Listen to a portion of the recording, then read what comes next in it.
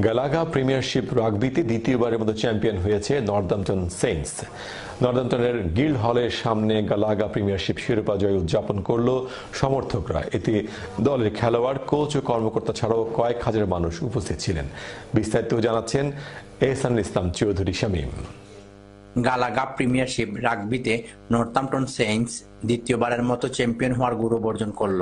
শনিবার টুইকেনহামের রাগবি স্টেডিয়ামে ফাইনালে নর্দাম্পটন সেইন্টস 25-21 পয়েন্টসে বাদকে হারিয়ে মুকুট জয় করে নর্দাম্পটনবাসীকে বিজয়ের উল্লসিত করল। 2014 সালে প্রথম চ্যাম্পিয়ন হয়েছিল নর্দাম্পটন সেইন্টস। দর্শকরা ঐতিহাসিক বিজয়ে তাদের প্রতিক্রিয়া এভাবে চ্যানেল এসকে প্রকাশ করলো।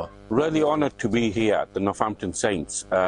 The rugby club is a part of the furniture for sports in Northampton, and we should celebrate with the Bangladeshi community.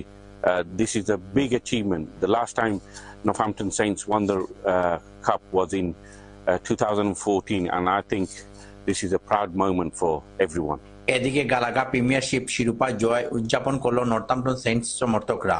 রবিবার বিকালে হাজার হাজার নর্দাম্পটন সেইন্টস সমর্থক রাস্তায় প্লাবিত হয়েছিল।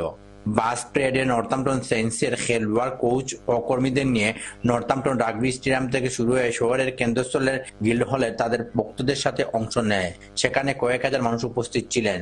গিল্ড হলে খেলোয়াড়, কর্মকর্তারা গান বাজনায় অংশ নেন এবং আনন্দ উল্লাস করেন। বিজয়ের আনন্দ ছড়িয়ে পড়েছে পুরো নর্দাম্পটনবাসীর মধ্যে। এ ধারাবাহিকতা অব্যাহত থাকুক, এটাই সকলের প্রত্যাশা। ইংল্যান্ডের নর্দাম্পটনের রাগবি স্টেডিয়াম থেকে Ehsanul Islam Chowdhury Shamim, channel S news.